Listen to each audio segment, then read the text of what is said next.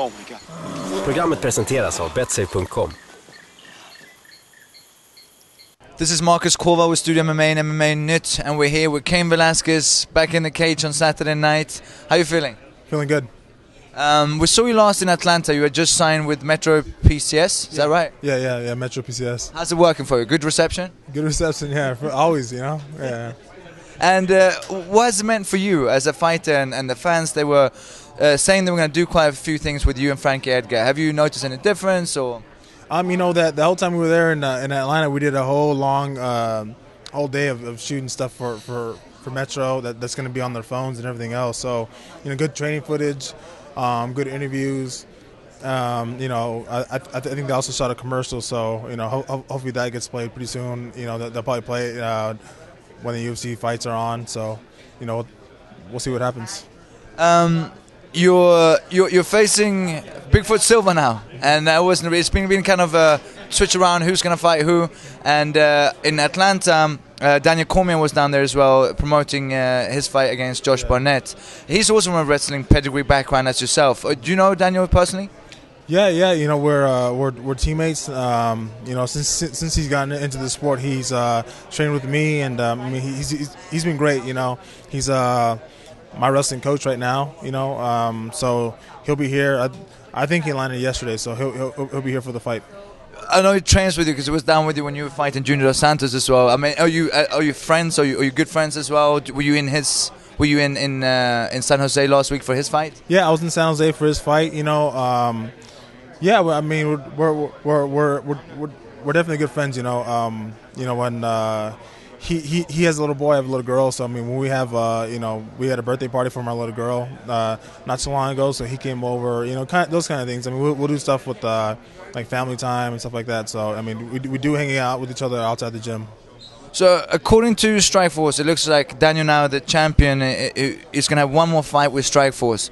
And then most likely looks like it's going to move over to the UFC, which would mean potentially a matchup for you. How would that come about? How would that work? Would you even fight each other?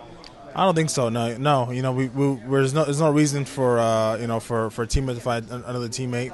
You know, especially him being my coach as well. I mean, that's something gonna be weird. You know, fighting your coach out there. Yeah. So, you know, I mean, there's really no point in fighting each other. Were you surprised at all? I'm sure you were planning, and Daniel was planning on going in and beating Josh Barnett, but were you surprised in the manner that he did it? You know, not really. Just the type of fighter that he is, the type of fighter that he's evolved to.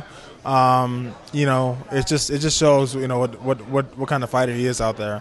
I see it every day when we're training. You know, and I mean, he just looks great, and I mean, he's definitely proven himself and everybody else that he is, you know, one of the top fighters out in the world right now. Now, for him, I'm sure you were great sparring for him, being about the same height as Josh Barnett. I presume you weren't using Daniel as much as a sparring partner to simulate Bigfoot Silva. You know, with I mean, he definitely likes for the reach, but I mean, you know, you saw, you know, with the quickness that he has, I mean, that kind of made up a lot for it, you know. And then we have like Kyle Kingsbury, who's pretty tall and lengthy, that we kind of use for that. So I mean, for me, it's just, you know, the best of both worlds. Even though Daniel isn't as big as Bigfoot, he's way faster, his wrestling's a lot better, and you know, he beat him in the previous fight, so. And that was going to be my next question. Have you guys spoken about it, what it's like to be inside of the cage with him?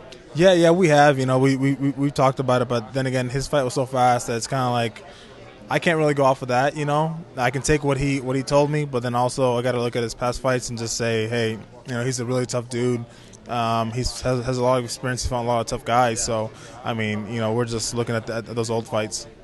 You said in previous interviews that you believe that the speed is going to be the main difference. You feel that still that's what's going to be the decisive factor in the fight? Yeah. You know, with Daniel, I mean that's what helped him. You know, I'm definitely going to use that to my advantage. You know, he's a tall, lengthy guy. I have to go in close, and you know, and you definitely use my speed against him.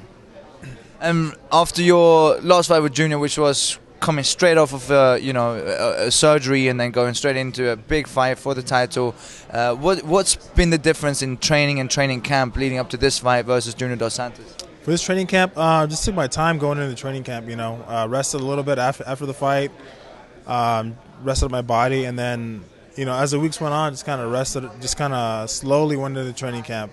And as the weeks went on, just kind of picked it up even more and more. And, I'm definitely glad I did it that way. I felt like I took my time into doing this training camp. We see a lot of the camps are kind of evolving, and ATT, for example, that are here too, where Bigfoot's been now as well. It's a very, very tight-knitted group of guys, and they're very close with each other. Is AKA the same way? Are the guys out here too? Yeah. At AKA, I mean, we're always training with each other, but then, we're always doing family functions. We have barbecue, stuff like that. Are you the chef? You're doing the, like I said, like the, what's it called? The meat. I can't think of the word. Griller or barbecuer. It all depends on whose house it is, and who's kind of doing it. So. Carne asada. Carne asada. Yeah. So it all depends on who's doing it and everything else like that. So who's the best chef? There's a lot of good guys. Luke Rocco's really good. Really? Yeah. He's really good. He doesn't look like the cooking type. He's always into cooking. I love cooking too. So I mean, hopefully after this fight, get everybody to my place and we can have a carne asada. So we'll see what happens. Cain Velasquez, you will see him on Saturday night against Bigfoot Silva at UFC 146 here in Las Vegas. Thank you. Thank you.